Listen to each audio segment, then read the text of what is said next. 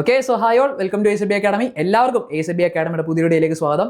നമ്മൾ ഓൾറെഡി കഴിഞ്ഞ ക്ലാസ്സിൽ നമ്മുടെ LDC യുമായിട്ട് ബന്ധപ്പെട്ട അല്ലേ, LDCയുടെ നിലവിലെ അഡ്വൈസ് സ്റ്റേറ്റസ് എങ്ങനെയാണ്, നിങ്ങളുടെ ഓരോരുത്തരുടെ നിയമന സാധ്യത എത്രത്തോളമാണ്, അല്ലെങ്കിൽ ഏതൊക്കെ ജില്ലകളിലാണ് കൂടുതലായിട്ട് നിയമനങ്ങൾ നടക്കുന്നത്, അതുപോലെ പുതിയതായിട്ട് എത്ര ഒഴിവുകൾ വന്നിട്ടുണ്ട്, ഇങ്ങനത്തെ കാര്യങ്ങളെല്ലാം ഡീറ്റെയിൽ ആയിട്ട് നമ്മൾ കഴിഞ്ഞ കുറച്ച് വീഡിയോസ് ചെയ്തായിരുന്നു അല്ലേ. അപ്പോൾ അതുമായിട്ട് ബന്ധപ്പെട്ട് കൂടുതലായിട്ടും ഒരുപാട് പേർക്ക് വന്നിരിക്കുന്ന കൺസേൺസ് ആണ്. അതുപോലെ LGSന്റെ സ്റ്റേറ്റസ് എങ്ങനെയാണ്, LGSൽ നിയമനങ്ങൾ നടക്കുന്നുണ്ടോ, നിലവിൽ എത്രത്തോളം അഡ്വൈസ് പോയി കഴിഞ്ഞു, ഇതൊക്കെ എല്ലാവർക്കും വരുന്നൊരു കൺസേൺ ആണ് അല്ലേ. അപ്പോൾ LDC പോലൊരു പ്രശ്നം LGS നേരിടുന്നുണ്ടോ, ഇതൊക്കെ ഒരുപാട് പേർക്ക് കൺസേൺസും കാര്യങ്ങളെല്ലാം വരുന്നുണ്ട്. അപ്പോൾ അതിന്റെ ഒരു ഡീറ്റെയിൽഡ് വീഡിയോ ആണ് ഈ സെക്ഷനിൽ നമുക്ക് വന്നിരിക്കുന്നത്. അപ്പോൾ കൂടുതൽ കാര്യങ്ങളിലേക്ക് പോവാം. നമുക്ക് അറിയാവുന്ന പോലെ തന്നെ ലാസ്റ്റ് 2025 ജൂലൈയിലാണ് ഏകദേശം നിലവിലെ റാങ്ക് ലിസ്റ്റ് പബ്ലിഷ് ചെയ്തത് അല്ലെ. 2025 ജൂലൈയിലാണ് നിലവിലെ റാങ്ക് ലിസ്റ്റ് വന്നിരിക്കുന്നത്. അപ്പോൾ 3 വർഷമാണ് ഇതിന്റെയും കാലാവധി എന്ന് പറയുന്നത്. അതുകൊണ്ട് 2028 ജൂലൈ വരെയാണ് ഏകദേശം ഈ റാങ്ക് ലിസ്റ്റിന്റെ കാലാവധി എന്ന് പറയുന്നത് അല്ലേ. അപ്പോൾ 2028 ജൂലൈ വരെയാണ് ഇപ്പോഴത്തെ ലിസ്റ്റിന്റെ കാലാവധി എന്ന് പറയുന്നത്. അപ്പോൾ ഒരു വർഷം എന്ത് ചെയ്തിട്ടില്ല, കംപ്ലീറ്റ് ചെയ്തിട്ടില്ല. ഒരു വർഷം കംപ്ലീറ്റ് ചെയ്തിട്ടില്ല, ഇനി ഏകദേശം 2 വർഷത്തിലോ കൂടുതൽ എന്ത് ചെയ്യാണ്, കാലാവധി കിടക്കുകയാണ് ലിസ്റ്റിന്റെ. അപ്പോൾ ആ ഒരു സിറ്റുവേഷനിൽ അത്യാവശ്യം എത്ര അഡ്വൈസ് ടോട്ടൽ പോയിട്ടുണ്ടോ നമുക്ക് നോക്കാം. ആസ് യൂഷ്വൽ തിരുവനന്തപുരത്ത് തന്നെയാണ് ഏറ്റവും കൂടുതൽ എന്തുവാനും അഡ്വൈസ് പോയത്. 125 അഡ്വൈസ് ആണ് ഈ ഒരു കാലയളവിൽ തിരുവനന്തപുരം ജില്ലയിൽ എന്തിരിക്കുന്നത് പോയിരിക്കുന്നത് അല്ലേ. ഫെബ്രുവരി വരെയാണ് അഡ്വൈസ് പോയിരിക്കുന്നത്.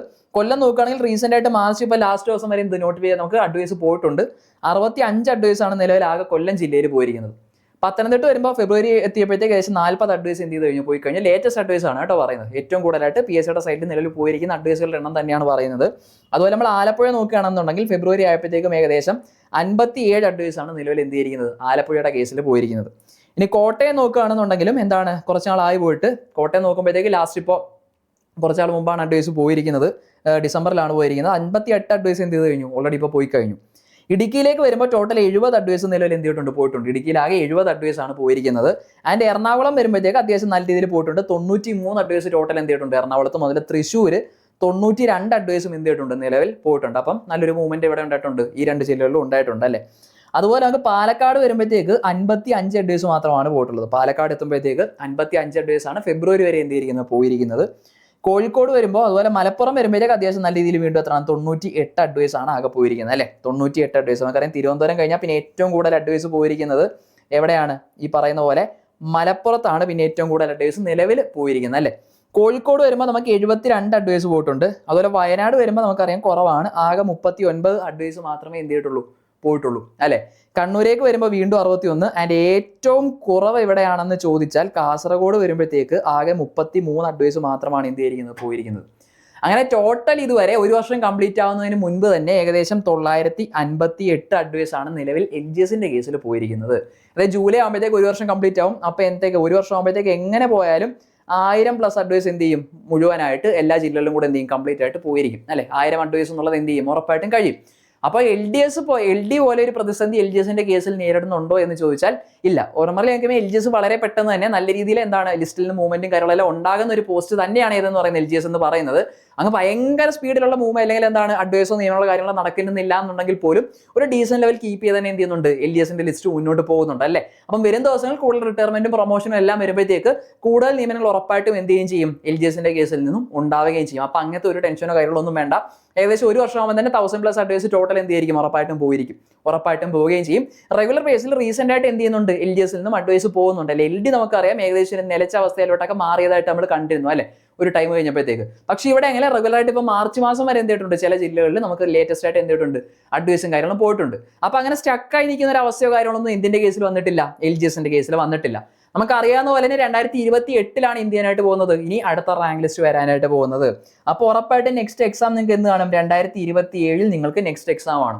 അപ്പോൾ 2027 നോട്ടിഫിക്കേഷൻ വന്നിട്ട് 2027 എന്തിന്റെ എക്സാം കണ്ടക്ട് ചെയ്തിട്ട് 28 നിങ്ങൾക്ക് എന്ത് വരും അടുത്ത LGSന്റെ റാങ്ക് ലിസ്റ്റ് ഉറപ്പായിട്ടും വരും അല്ലെ. 2028 ജൂലൈ ആകുമ്പോഴത്തേക്കാണ് അടുത്ത റാങ്ക് ലിസ്റ്റ് LGSന്റെ നമ്മൾ എക്സ്പെക്ട് ചെയ്യുന്നത്. അപ്പോൾ നമുക്ക് അറിയാവുന്ന പോലെ തന്നെ ഒരുപാട് പേര് എഴുതുന്ന ഒരു എക്സാം ആയിരിക്കും. LD എഴുതുന്ന പോലെ തന്നെ ഒരുപാട് ആപ്ലിക്കൻസ് വരാൻ പോകുന്ന ഒരു എക്സാം തന്നെയാണ് എന്ന് പറയുന്നത് LGS എന്ന് പറയുന്നത് അല്ലെ. കാര്യം ഒരുപാട് പേർക്ക് ഒരു സുവർണാവസരമാണ്, ഒരുപാട് പേരെ സർക്കാർ ജോലിക്കാരാക്കിയ ഒരു പോസ്റ്റാണ്. അതുകൊണ്ട് തന്നെ ഒരുപാട് പേര് പ്രിഫർ ചെയ്യുകയും കൂടെ ചെയ്യുന്ന ഒരു പോസ്റ്റ് തന്നെയാണ് LGS എന്ന് പറയുന്നത് അല്ലെ.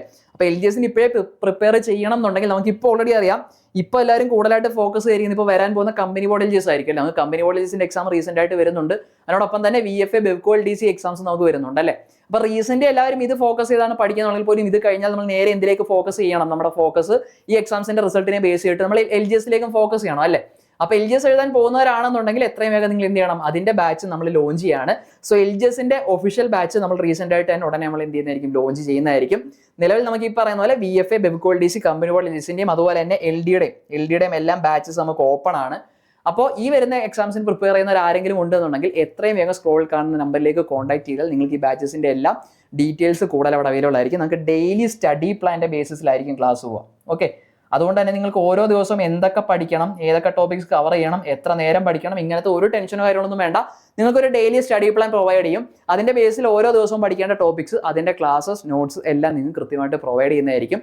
അതുപോലെ തന്നെ സെക്ഷൻസ് ലൈവ് പ്ലസ് റെക്കോർഡർ ആയതുകൊണ്ട് തന്നെ ടൈം നിങ്ങൾക്ക് ഫ്ലെക്സിബിൾ ആയിട്ടുള്ള ടൈമിൽ നിങ്ങൾക്ക് എന്ത് ചെയ്യാനും പറ്റുന്നതായിരിക്കും, പഠിക്കാനായിട്ട് പറ്റുന്നതായിരിക്കും. സോ അങ്ങനത്തെ ടെൻഷൻസോ കാര്യങ്ങളോ ഒന്നും വേണ്ട. ആൻഡ് നമുക്ക് റെഗുലർ ആയിട്ട് PYQ ബേസ്ഡ് റിവിഷൻ ഉണ്ടായിരിക്കും. അതുകൊണ്ട് തന്നെ നമുക്ക് പഠിക്കുന്ന കാര്യങ്ങൾ വെറുതെ പഠിച്ചു പോകുന്നതിനപ്പുറത്തേക്ക് പഠിക്കുന്ന കാര്യങ്ങൾ ഫോക്കസ് ഏരിയാസ് ബേസ് ചെയ്ത് നമുക്ക് എന്ത് ചെയ്യാനായിട്ട് വരും, പ്രാക്ടീസ് ചെയ്യാനായിട്ടും പറ്റും. ആൻഡ് നമുക്ക് റെഗുലർ ബേസിസിൽ മോക്ക് ടെസ്റ്റുകളും ഉണ്ടായിരിക്കും കേട്ടോ. മോക്ക് ടെസ്റ്റുകൾ നമ്മൾ റെഗുലർ ബേസിൽ കണ്ടക്ട് ചെയ്യുന്നത് കൊണ്ട് തന്നെ നമുക്ക് പഠിക്കുന്ന കാര്യങ്ങളെ കൃത്യമായിട്ട് നിങ്ങൾക്ക് അനലൈസ് ചെയ്യാനായിട്ട് പറ്റും. എവിടെയാണ് കൂടുതൽ ഫോക്കസ് കൊടുക്കേണ്ടത്, എവിടെയാണ് മാർക്ക് കുറയുന്നത്, ഇതൊക്കെ കൃത്യമായിട്ട് നമുക്ക് ചെയ്യാനായിട്ട് പറ്റും. സോ ഏതൊരു ടോപ്പിക്ക് പഠിക്കുമ്പോഴും അതുമായിട്ട് ബന്ധപ്പെട്ട എല്ലാ PYQസും ഫോക്കസ് ഏരിയാസും കവർ ചെയ്യാനായിട്ട് ഈ റിവിഷൻസും മോക്ക് ടെസ്റ്റുകളും നമ്മൾ എന്ത് ചെയ്യും, ഹെൽപ്പ് ചെയ്യും. സോ വെറുതെ സിലബസ് കവറേജ് മാത്രമല്ല, അതിന്റെ കൃത്യമായിട്ടുള്ള പ്രാക്ടീസ് നമുക്കുണ്ടാവും അല്ലേ. അത് നമുക്കറിയാം, എപ്പോഴും ഞാൻ പറയുന്നതാണ്, ഇനി വരാൻ പോകുന്ന എക്സാമുകൾ, ഈ വർഷം വരാൻ പോകുന്ന എസ്പെഷ്യലി ഈ 3 എക്സാമുകളൊക്കെ നോക്കുമ്പോൾ ഡിഗ്രി ലെവലൊക്കെ വരുമ്പോൾ നമ്മുടെ ന്യൂ SCRT എന്ന് പറയുന്ന വലിയൊരു സോഴ്സ് ആണ് അല്ലേ. ലാസ്റ്റ് ഇയർ 2025 അത്രത്തോളം എക്സ്പ്ലോർ ചെയ്തിട്ടില്ല, കാരണം കഴിഞ്ഞ വർഷമൊക്കെ മാറി വന്നതേ ഉള്ളൂ. ഈ വർഷം നടക്കാൻ പോകുന്ന എക്സാമുകളിലേക്ക് ന്യൂ SCRT ഒരു വളരെ വലിയൊരു സോഴ്സ് തന്നെയായിരിക്കും. സോ SCRTയുടെ ചാപ്റ്റർ വൈസ് ക്ലാസ്സും ഈ ഒരു കോഴ്സിന്റെ ഭാഗമായിട്ട് നമുക്ക് പ്രൊവൈഡ് ചെയ്യും. ആൻഡ് കറന്റ് അഫേഴ്സിന് നിങ്ങൾക്ക് സ്പെഷ്യൽ സെക്ഷൻസ് ഉണ്ടായിരിക്കും. സോ ഒരു കംപ്ലീറ്റ് പാക്കേജ് ആണ്. ഈ എക്സാമുകൾക്ക് എല്ലാം വേണ്ടിയിട്ട് ഒരു കംപ്ലീറ്റ് പാക്കേജ് തന്നെയാണ് മെന്റർഷിപ്പ് സപ്പോർട്ടോട് കൂടി നമ്മൾ നിങ്ങൾക്ക് വേണ്ടി പ്രൊവൈഡ് ചെയ്യുന്നത്.